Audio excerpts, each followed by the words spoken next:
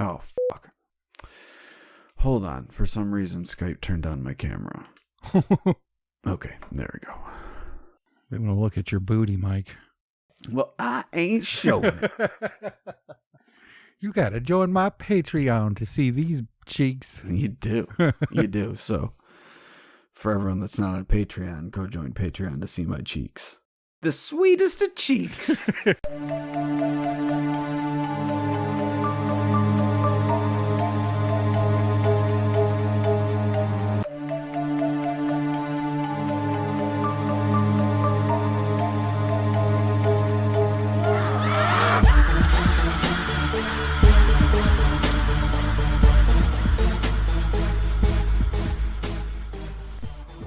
All right, let's do this. Serious faces. Oh, serious time. This is time to be serious, Mateo. All right. What's up, everyone? Thank you for listening. Mike, how are you holding up over there, dude? I'm doing very well, Excellent. actually. Good. Yeah. Isolation, it turns out, is really not all that much different from my regular life, except I don't have to go to work. I have to work from home instead. So that's about the only difference in my life. And I really hate working from home, but at least I'm working from home. So, you know, it's almost like vacation, except I've got to work and be a teacher. Yeah, I've discovered that I'm made for this. I was like, oh, this isn't bad at all. I'm not doing all the push-ups and sit-ups like I told myself I would be doing, but... Yeah. That's the weird thing. Like, I figured with having to, steer clear of anywhere public or anybody that you know, I figured I'd have a lot of time on my hands, but it turns out I don't, and I don't know how that works out.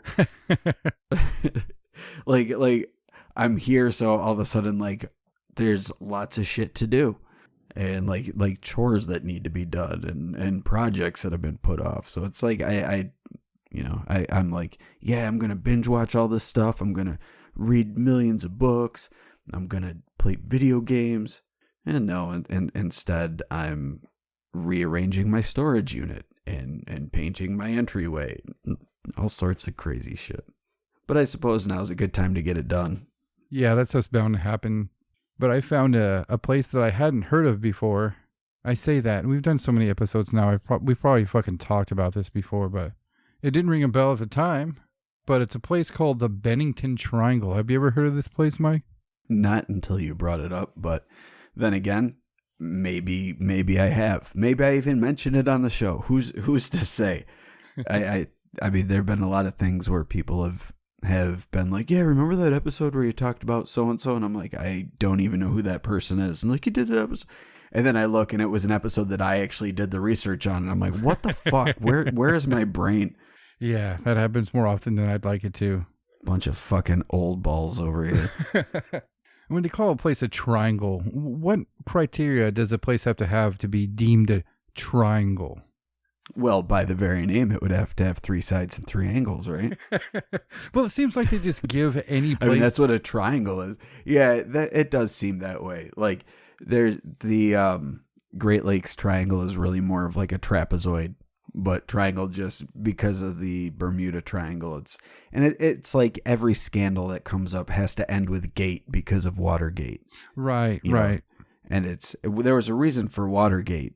There's not a reason to call anything else gate, and it really annoys me when it's something that people always do, and it's to the point where it's like people don't even realize what it's based off. It's just like, oh, scandals are just called gates, I guess, and so we'll call it a gate. And just like this weird shit happens here, it's not a circle, it is a triangle. Like, I'd be more afraid of a circle. Oh my God, don't enter the circle. Oh fuck. Right, yeah. Yeah, but what criteria do you think a place should have? It's got to have, like, missing people has got to be, like, the first thing, right? You mean for a mysterious triangle? Yeah, for a spooky triangle. Spooky triangle. They've got to have missing people, at the very least. And ghost pirates. Yeah, I'll take some of those in my triangles of mystery. You need to have ghost pirates in the triangles. Yeah. Well, this triangle is the area in southwest Vermont. And this area that's inside this triangle includes the towns of Bennington, Woodford, Somerset, my favorite, Shaftesbury, and at the center is the Glastonbury Mountain. So you named 4 cities. So that right there seems to disqualify it from being a triangle. This is bullshit. I'm calling bullshit. We're not covering this. We're done. This is not a goddamn triangle. This is the Bennington Square with a point in the middle that's a mountain. And that's what we will call it from this point forward. Because it is not a goddamn triangle. Yeah, I think you just proved that the triangle tag is just to make it sound more mysterious. Just to piss me off. Yeah, but like we talked about, these areas are given the triangle moniker because of creepy shit, and this place doesn't differ from any of those. It's got plenty of weird shit going on, missing people, and a bunch more. First off, it's got a bad history that predates the colonies. The local Native Americans refused to travel to the Glastonbury Mountain except for one task, and that's to bury their dead there. The natives also believe that the mountain is cursed as it is the location where the 4 winds meet, resulting in a place of constant turmoil. And they say that coincidentally on the mountain, it is an area where the 4 winds meet, and it's so windy up there, so violently windy, that it's even noted that the plant life around there grows at strange angles because of the constant wind that goes up there. That sounds very Lovecraftian. It does. The plants, they grow at odd angles. There are also tales of either one magical stone at the mountain's peak, which is, it's located there to lure travelers to it, because if you go to a giant mountain, obviously, you're going to check out the peak. Or if it's a certain kind of rock that's randomly scattered all over the mountain. But it's said that this rock is able to open up some type of mouth and swallow travelers and hikers whole. And the natives say that that's a big part of why people go missing around the area. See, that all sounds like it's a Lovecraft story. Right? This place is... just this mouth that swallows people. Yeah, it's the actual mountain of madness. Now, I do have to add that when I hear of a rock that swallows people whole, I want to know what it's called. I want to know all about it. And our library's closed. I couldn't go to look for any books on Native American folklore, which I've read tons of. But I couldn't find anything on a rock on this mountain that's supposed to eat people. But what I did find, and what this could be linked to maybe, is about a group of people called the Assinikiwak, which was the first people, and they were a race of stone giants. But they were destroyed because they smashed other animals, and they destroyed the earth as they walked. They were too big, and the stone body idea didn't work out for the creator, so they were destroyed. I don't know if it could be linked to something like that, but again, I'm sorry I can't tell you what the hiker eating rock is called, because that's pretty awesome. I mean, when you say stone giants, they're actual giants made of stone. Yes, according to their... Right. Oh, man. Yeah. So that could be, like, maybe they're just... All right, so you were a kid in the 80s. Do you remember those... I think they were called rocks, bugs, and things? And they were like...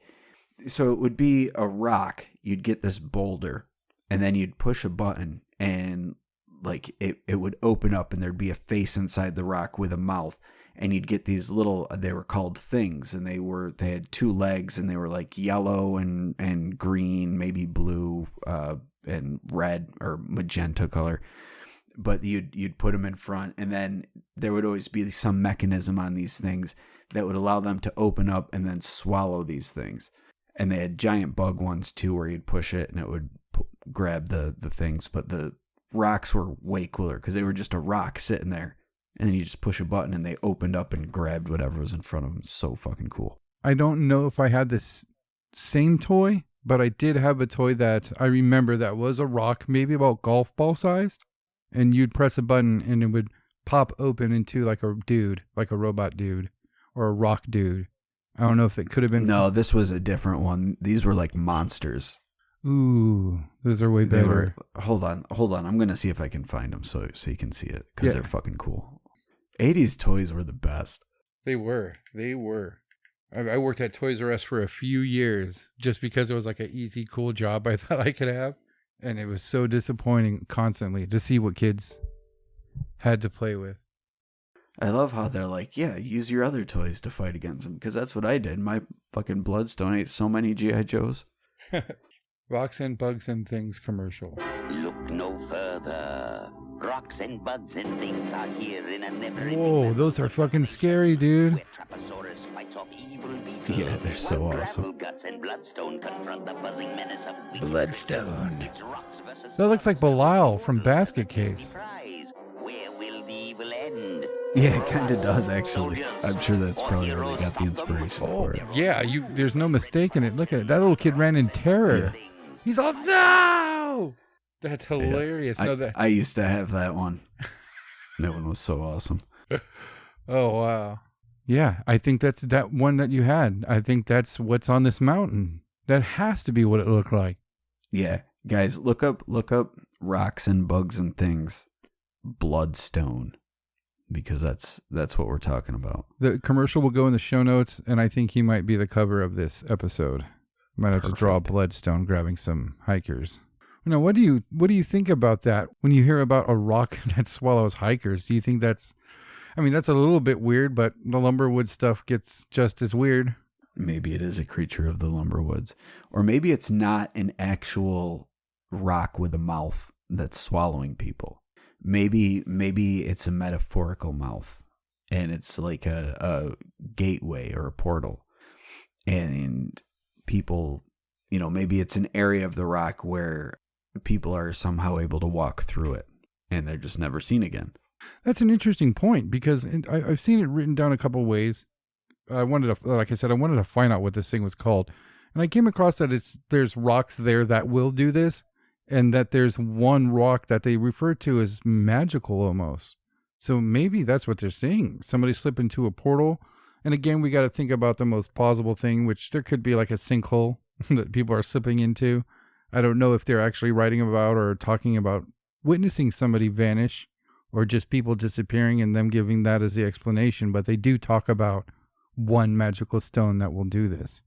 And again, they don't call it a carnivorous animal. They use the term magical. So, maybe that is a portal. And speaking of the portals, that's something else that is said to exist there anyway. There's plenty of reports of strange lights and UFOs from the first people to inhabit the area to the people that live there now. Reports of strange lights in the sky have always come out of this triangle. The natives saw it, the colonists saw it, and people today see it. I found a website while doing research called the National UFO Reporting Center. It is NUFORC.org if you want to check it out. But it took me to reports of UFOs that were made to this group from this area, from this triangle. And I've written a couple down here just to give you an idea, because I know you're going to ask, Mike, what type of UFOs are we talking about? What type of lights? So I've got a few written down from 2019. One is 9 moving lights in the sky.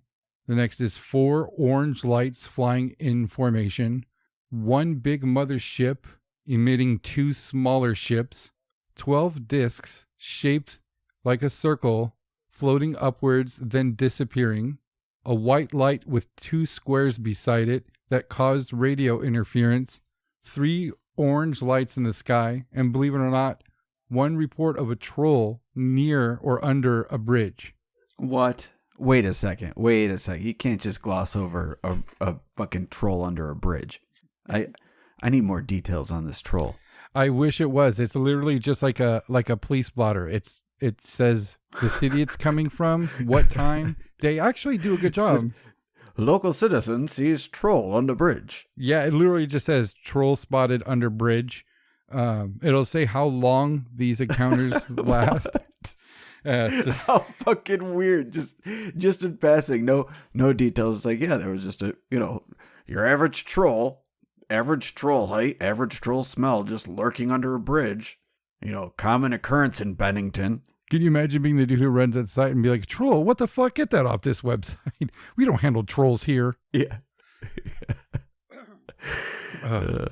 But in 2020, there's been reports of hovering diamonds, 3 groups of 4 lights in formation, a triangle that's moving through the sky, and that was observed through binoculars. And again, there's a lot of reports of groups of orange lights. There's a report this year of one orange light that shot out 3 little white lights that started to change color. So it's just the gamut.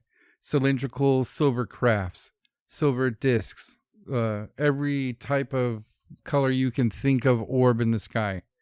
Back in the colonist days, they would call them lights, but as time progressed, they were called UFOs. And then we started to see reports of what we now know as UFOs, like the cylinder craft and regular disc flying saucers. So apparently that's been going on since time began there as well. And again, I'll put that website in the show notes so you can read some of the descriptions, because some of them are weird and some of them are like a code for a typical type of sighting. But it's very interesting to see this almost live report, 1-sentence description of stuff going on. And it's all very similar, very interesting.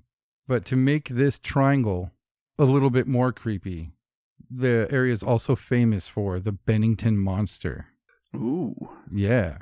Is this possibly the troll? You know what, Mike? I didn't think of that at all. I don't know if the description of the troll was being small. Our trolls aren't... I'm going to say it's the troll. I'm going to say it's the same thing. They're just because he was under a bridge, they just painted with a broad brush and labeled this poor monster a troll. He's like, it was raining out and I just didn't want to be wet. I just wanted some shelter. They're calling me a troll. It's a good thing this poor guy can't read, because if he could read the newspaper that showed that he was a troll, it would break his monster heart. The troll killed my father. Yeah. You guys can't tell the difference between a monster and a troll. Now he's going to hashtag something next time he tweets. Great. Good job, website. Yeah, social justice monsters. Oh, man. But reports of Bigfoot-like creatures have come out of the Glastonbury Valley for over 200 years.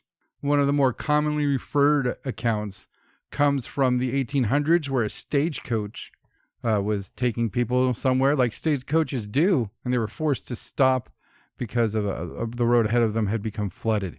And the stagecoach driver got down to check out if they were going to be able to get around it at all, but he noticed that there were what he called giant human-like footprints in the mud around them. And just as he bent down to take a closer look at these tracks, what he described and the passengers described, a giant creature attacked the stagecoach. And it was so big and strong that it was able to pick up and toss the stagecoach onto its side. Well, that's a pretty powerful monster. Yeah. Tossing fucking stagecoaches around all willy-nilly. That's got horses attached to it and shit. That's crazy. Imagine being in that situation. Those horses were probably going ape shit. Yeah, I'm sure they weren't happy, but if he was a real monster, he would have eaten those horses. Just saying. Yeah, I agree. Another case this is one of my favorite cases to come from researching this. And this hunter named Carol Eric, and he disappeared on a hunting trip sometime in the late 1930s, early 1940s. But his body was discovered 3 days after he was reported missing. And he said that his body was surrounded by, quote, giant footprints that were too big to be made by a human.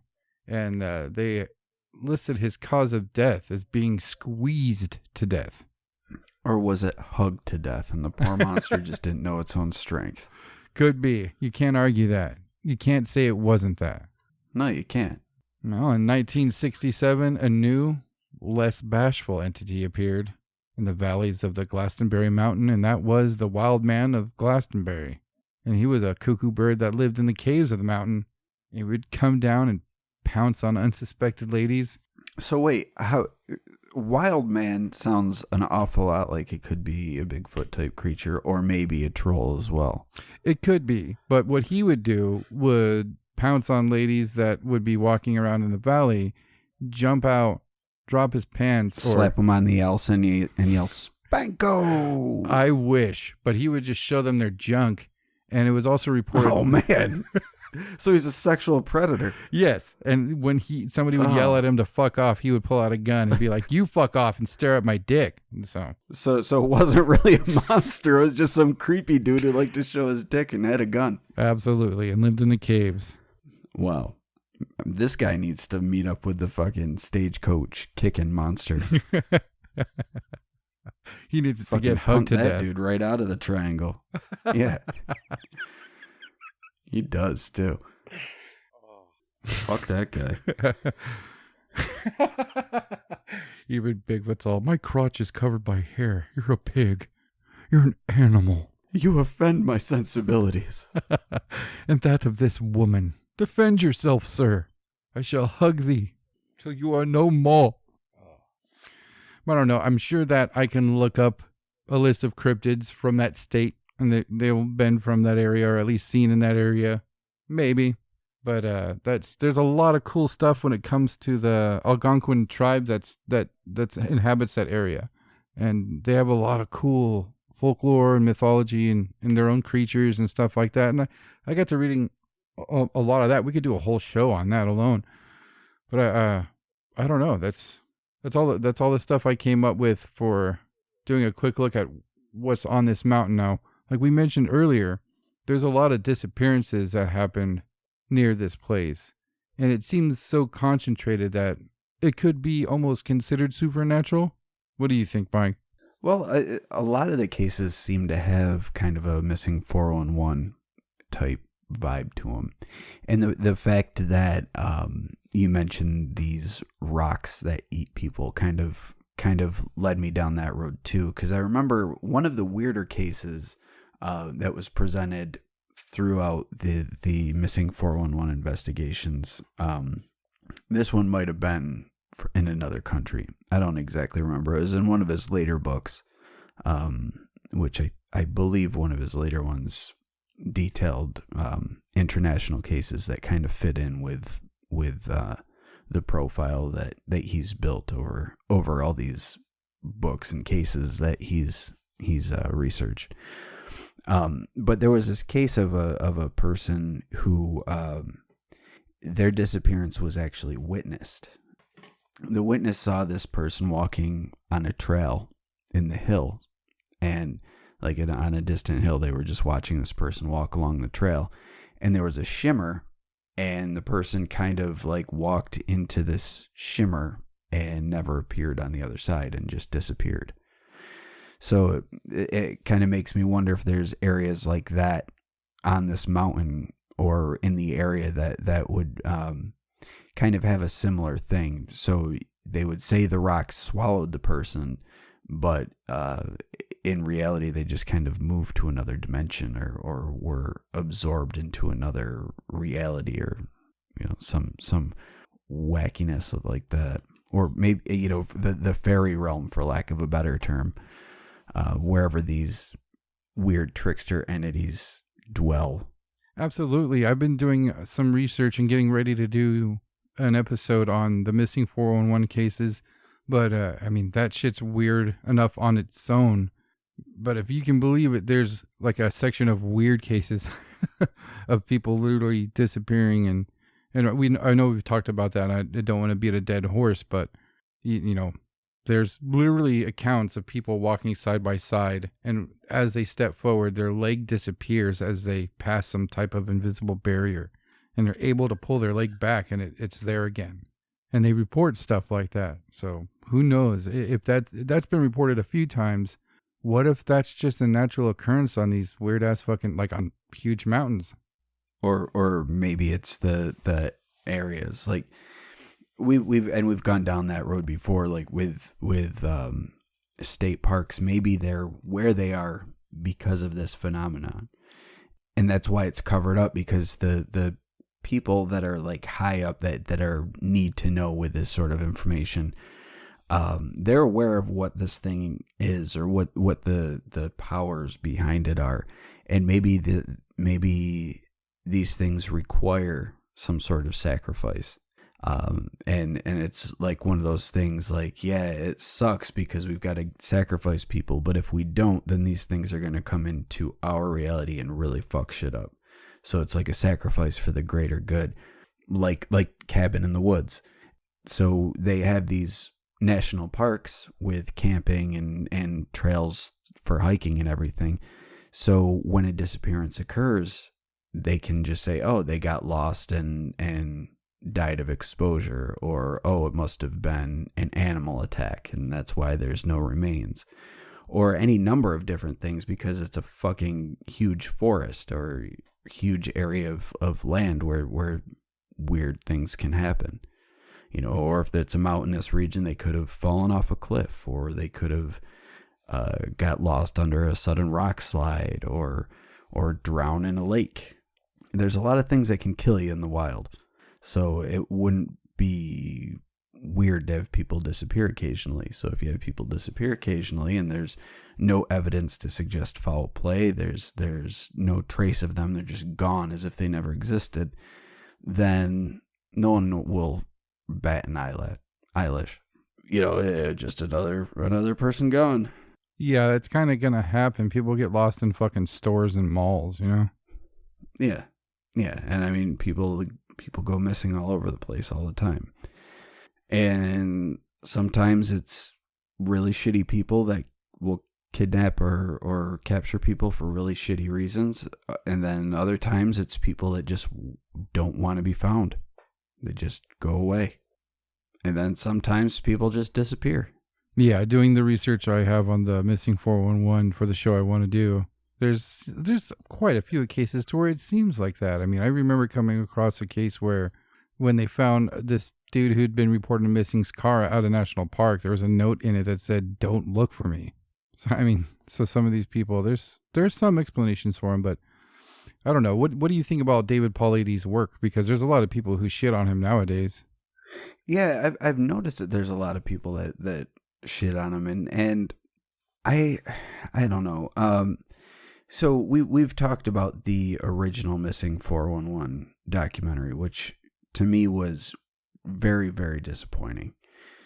It didn't seem to paint the picture that there was anything weird going on. Like the cases with the exception of one case, the cases they chose weren't all that interesting. Like the main case that the documentary focused on was really, it seemed like the kid was kidnapped. It didn't seem like it was a mysterious case, when he's got so many other cases that are just so fucked up and weird that he could have used. Apparently his later documentary was much better, but I haven't seen that, so I can't comment on that. But I think that he doesn't seem to be a guy who's got a reason to do this. He was a police officer, and he's just been noticing similarities, so he investigated them, and then he's bringing them out. Maybe sometimes I think he will read a little too much into certain things to try to make it fit into the profile that he's got, but I think in a lot of cases there's genuine weirdness involved in it, and no one can explain it. No one can, and with the weird cases where that sort of thing happens and there's no evidence, it just makes it weirder. It sure does. And, I like what he's done. At least somebody's doing it. I don't know why they're late shitting on him. I've seen him take criticism and then make counter videos to their criticism to point out their flaws and stuff like that. And he did a good enough job defending his stance that it didn't really affect my opinion on the guy. But yeah, I can't wait to get into the weirder cases, because there is some weird stuff. I agree. He sometimes will get a little, I don't know if it's too detailed. I don't know if it's because he's a former police officer, but I mean, I've heard him say, like, in this month, 3 of the victims' names started with P, but he'll also say in the same breath, I don't know if that means anything, but I found that interesting, and I'm just going to point that out.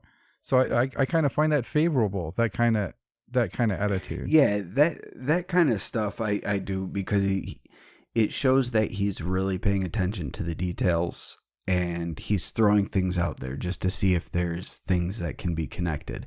And that I think is fine. But there's cases like the one I mentioned in the in his actual documentary, the first one, where it really seems like something weird happened with this kid and his grandpa and or his grandpa's friend.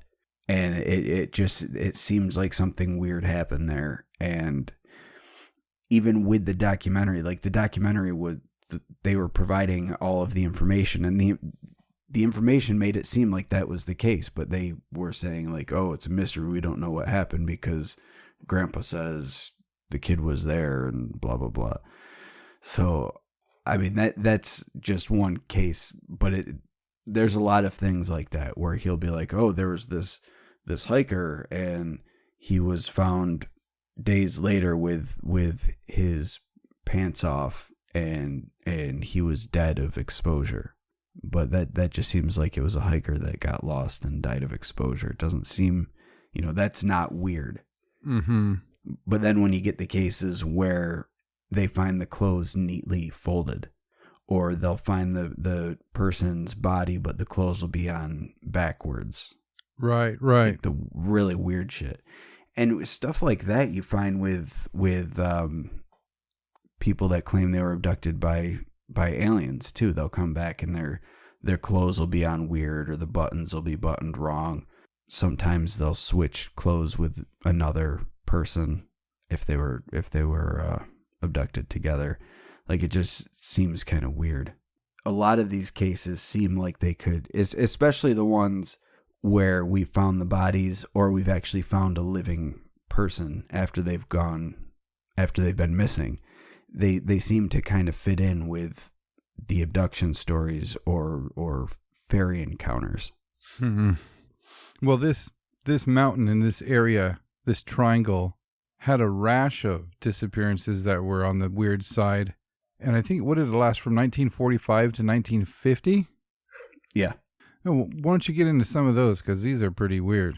So the first one was in 1945, and it was this guy named Mitty Rivers. And this is one of the weird ones that really seems like a missing 411 case. But this occurred towards the end of 1945, and Mitty Rivers was 74 years old, and he was hunting with a group of 4 other hunters in the mountains. And on the way back, he got ahead of their group, and they lost sight of him, and he was never seen again. They conducted an extensive search throughout the area.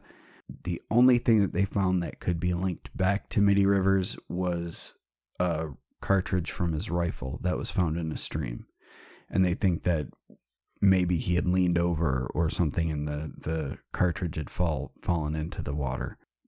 But he was never seen again.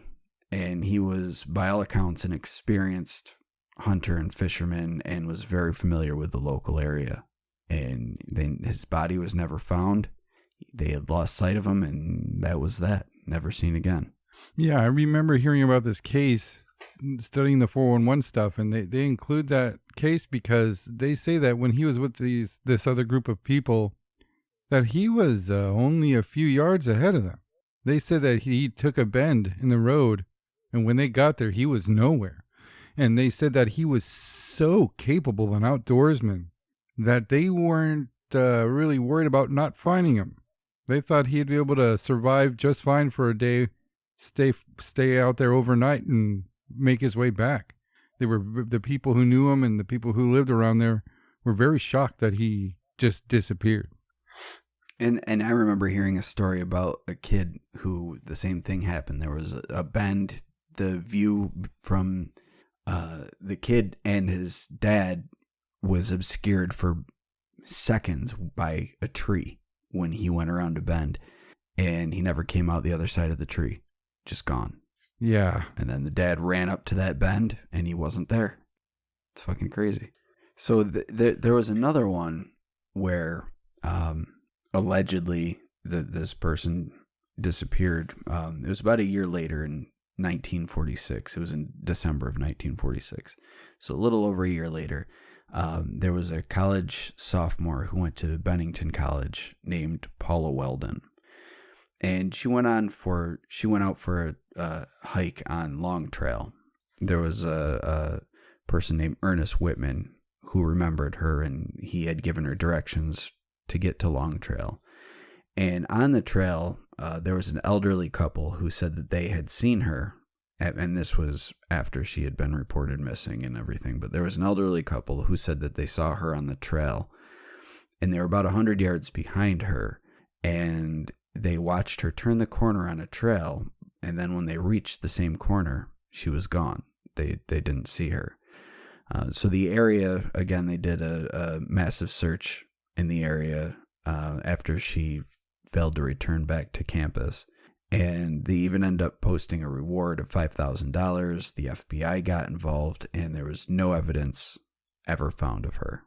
Now, do you think that's strange in itself? I mean, there's so many people that are into true crime and stuff, and when somebody goes missing, they usually find their body. I mean, it's just part of the process. They find them. Right.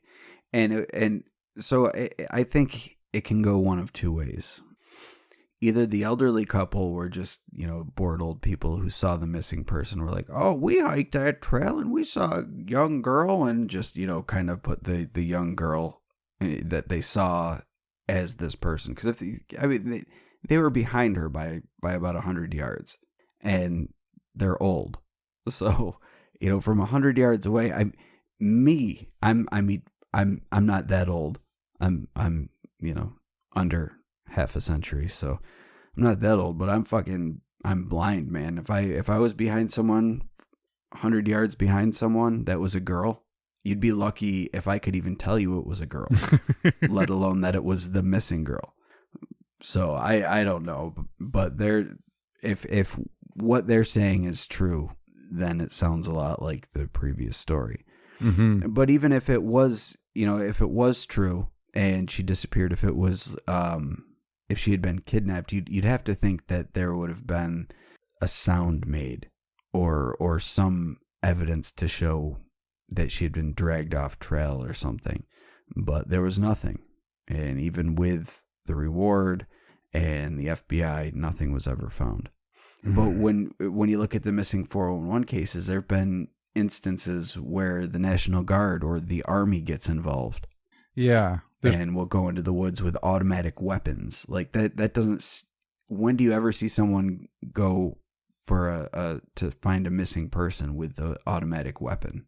Right. And David Paulides does a good job of pointing that out with specific cases where he'll mention, the FBI was involved, and he's the former police officer. He'll say that's not normal procedure. FBI doesn't get involved unless there's foul play involved or other shit involved. They don't investigate missing person cases. And I always find that interesting when you hear about the FBI getting involved in something like that. And I wonder why. You hear about the Army responding and, fully ready to go for a missing backpacker. Or maybe it's a troll. Maybe they're aware of the troll presence. Yeah. Like, we must stop the trolls. Yeah, exactly. That Troll Hunter movie was real. They bring some Christians along to lure them out. And then gun them down. Like, fuck you, troll. You will not be eating our Christians. What a trippy movie. Yeah. So, as I mentioned, it went till 1950, but there was a big gap. So we had 2 people in 2 years, almost a year apart from each other. But the next person that disappeared wasn't until 1949. And this was a man by the name of James Tetford. He was an Army veteran. So this would have been World War II. So, if you're a World War II veteran, chances are you're a badass. And he went missing. This was also in December of 1949. So far, it seems like whatever this thing is likes to do its hunting in the late fall. So I wonder if it's... I'm really curious if there are... bears in the area, because this would be the point in time where they were, maybe December might be too late, where they haven't fully hibernated yet, but then again, with the people that disappeared just yards away, someone would hear if they got mauled by a bear, I'm sure. Yeah. Yeah. But anyway, he was a resident of the Bennington Soldiers Home.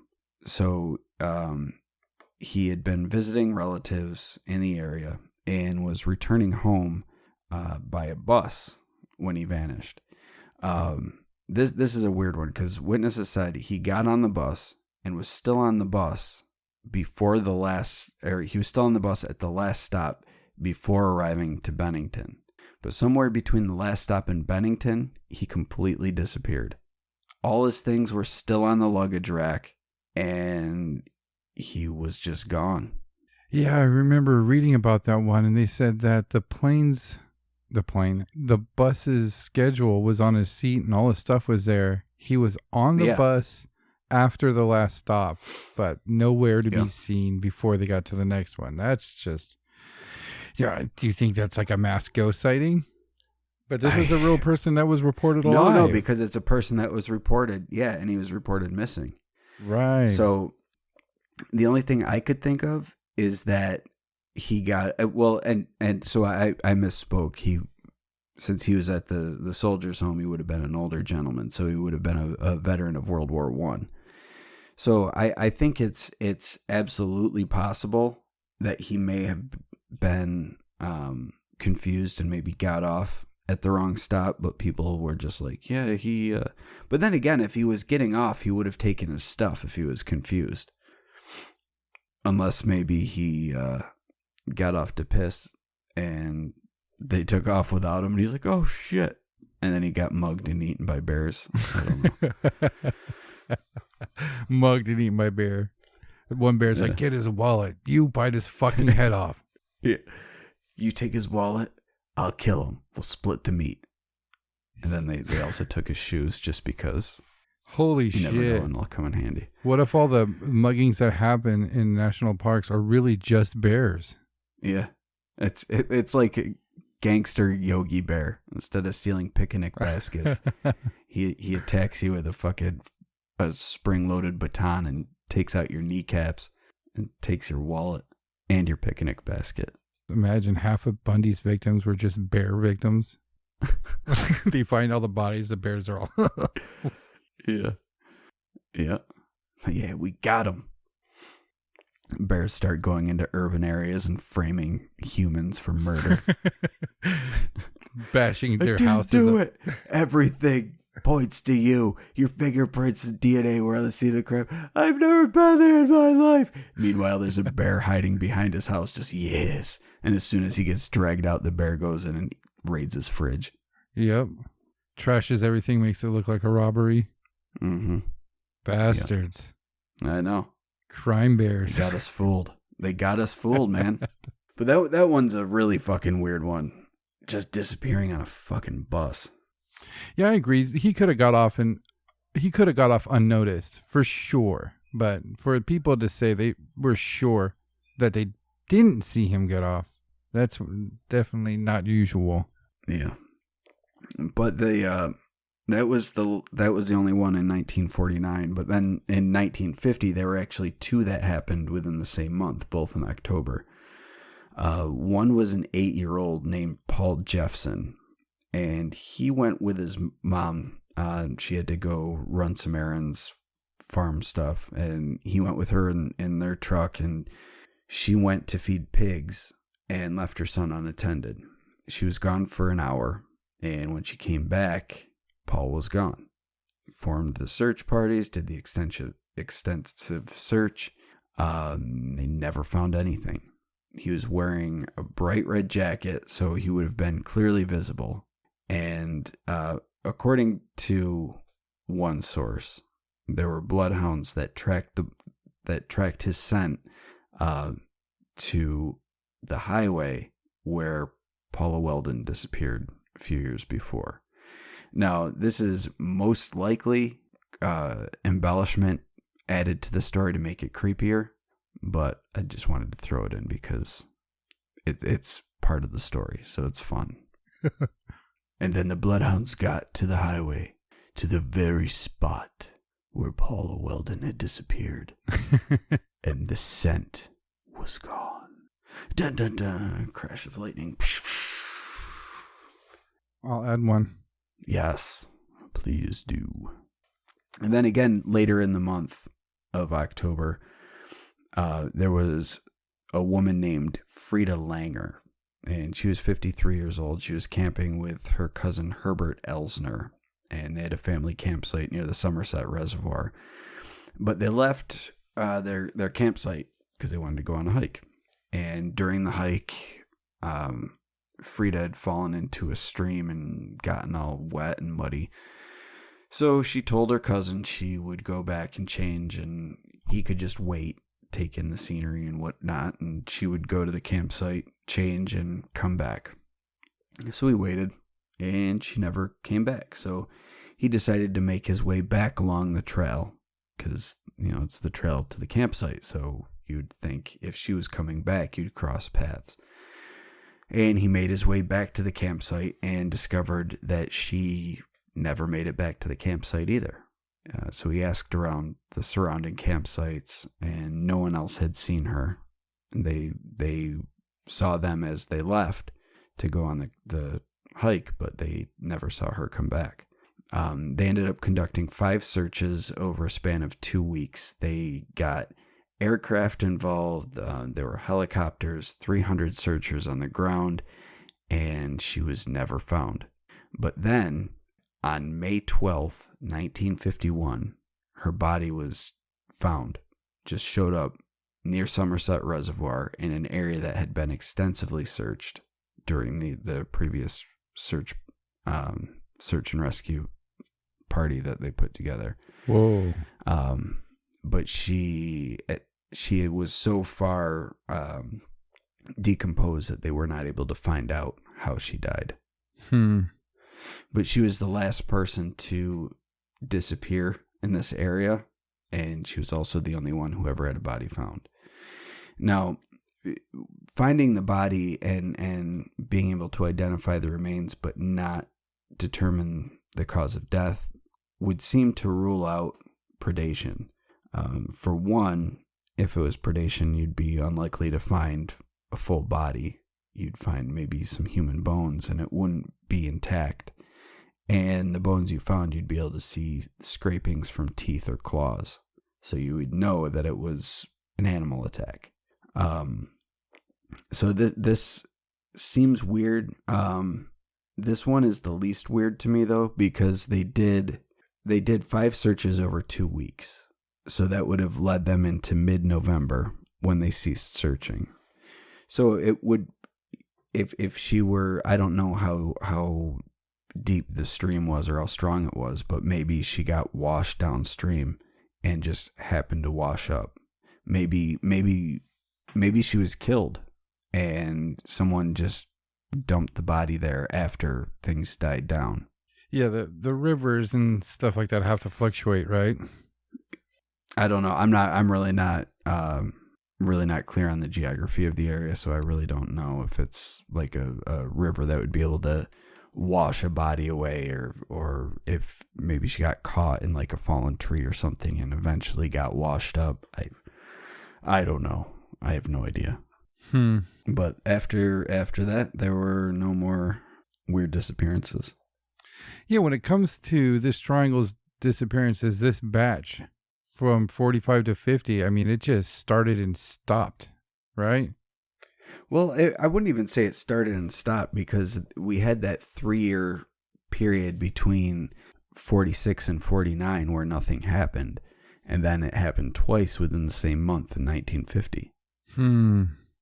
So I don't know. It's not like it was consistent. It happened 2 years in a row, then took 3 years off, then happened again, and then took a year off, and then happened twice in a 2-week period. Do you think that could be akin to like a serial killer's cooling down period? Maybe he decided to do like an annual camping trip where he would just find a random, but that doesn't even really make much sense when you look at the weird bus disappearance of James Tedford. So I don't know. It's very strange, and to me that's the weirdest one. If we take it for how it's reported, that's the strangest one. And that makes me wonder if maybe there was some missing time involved, where people just kind of like blanked out for this period of time and he was taken for some reason and not returned with the rest of them. Ooh, like a group abduction maybe. Yeah. Great or idea. even if it was just like a way to abduct him and just kind of, create the blank spot in everyone else's mind of that entire event happening. Right. That's a good idea. Like Men in Black style. Yeah. We were never here. We were never here. Forget you listened to this episode. Thank you for listening to the Whatcast. You can find us on Twitter, Instagram, Facebook, iTunes, and YouTube. Enjoy the podcast. Get yourself a Whatcast t-shirt or a sticker pack. Who was that dude on that one episode? Try the links in Homie's page. All this and more can be found at www.thewhatcasters.com. Thanks again for listening and have a great week.